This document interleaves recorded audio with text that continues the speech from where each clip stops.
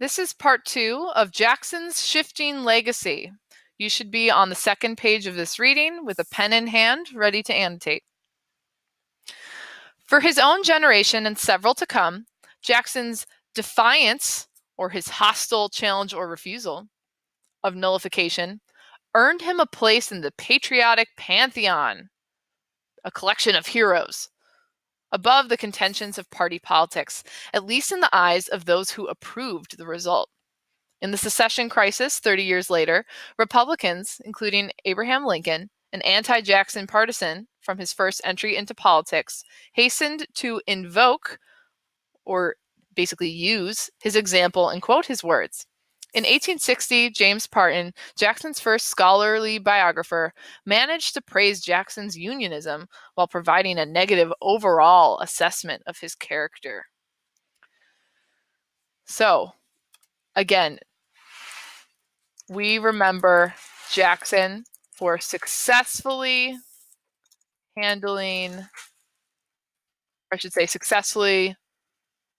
preserving our country.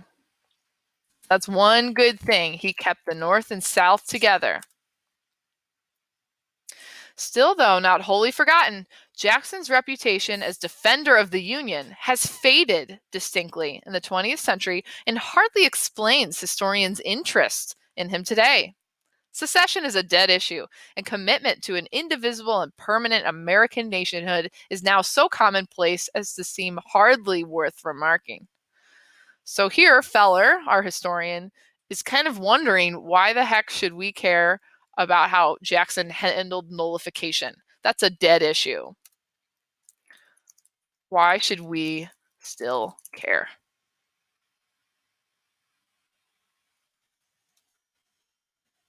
This issue does not matter anymore.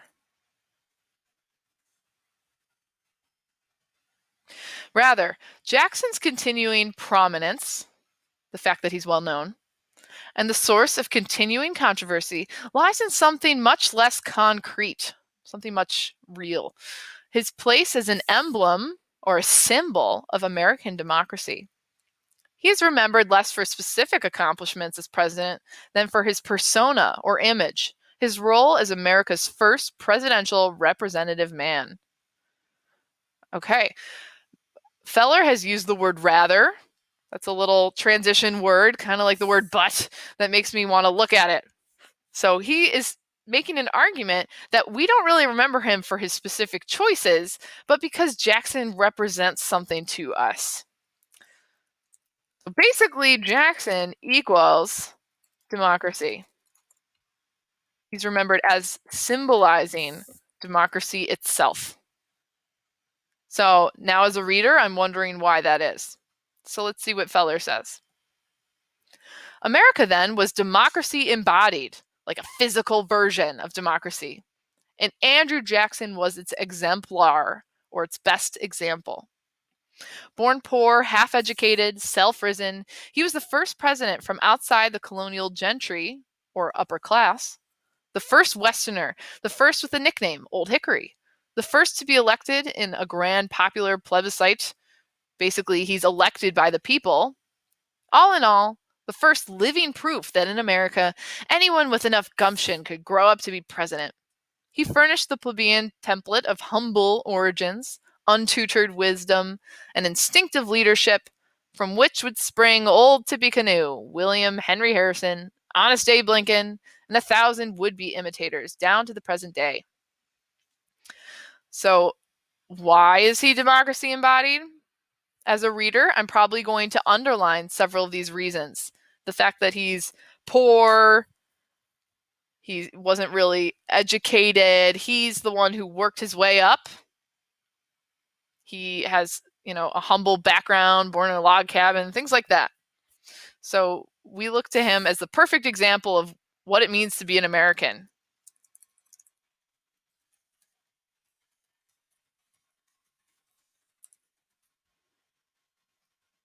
All those ideas that if you work hard enough, you can make it. Seems like Andrew Jackson is a living example of that.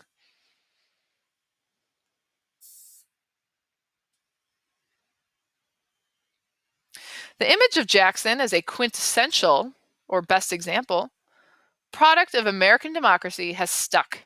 Yet, if Jackson is a potent or powerful democratic symbol, he's also a conflicted and polarizing one.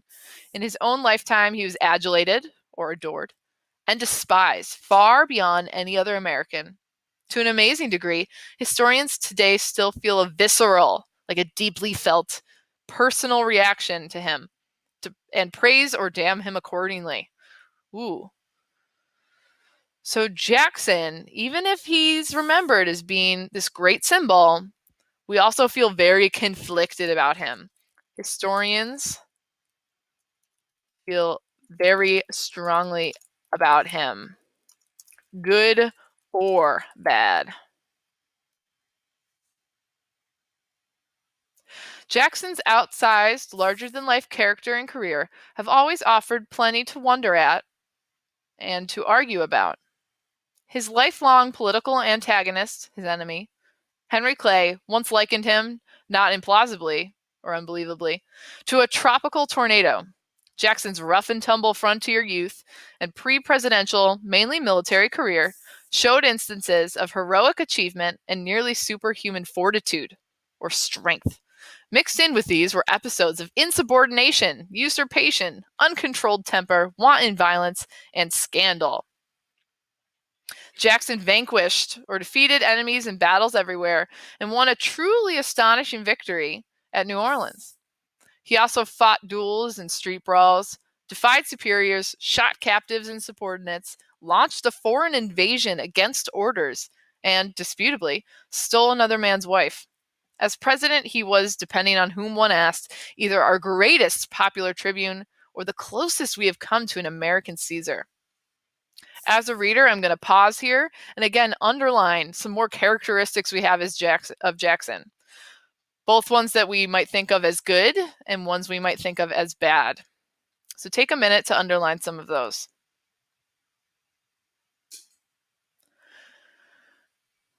An adept manipulator of his own image, Jackson played a willing hand in fusing the political and the personal. First, as a candidate and then as a president, he reordered the political landscape around his own popularity. Underline that word, popularity. Swept into office on a wave of genuine grassroots enthusiasm, meaning the people themselves are supporting him, Jackson labored successfully through 8 years as president to reshape his personal following into an effective political apparatus or structure, the Democratic Party, our first mass political party, which organized under his guidance. Significantly, the party's original name was the American Democracy, implying that it was not a party at all, but the political embodiment of the people themselves. Democrats labeled their opponents, first National Republicans and then Whigs, as the aristocracy.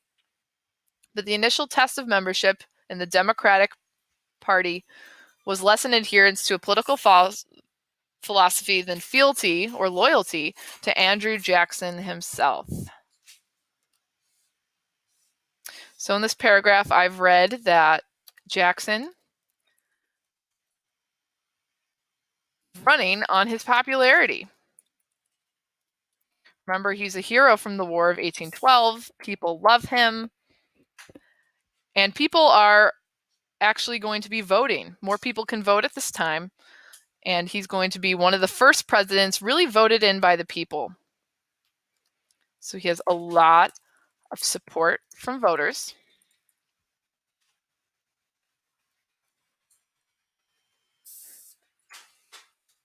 And he starts modern Democratic Party.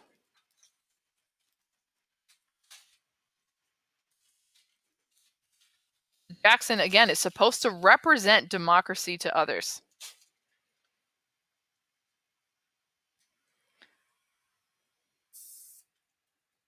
Jackson's reputation is a mass of contradictions, things that oppose each other. He was a dictator or Democrat, ignoramus or genius, Satan or saint. These conundrums, this puzzle, endure, and the facts or arguments behind them would fill a book.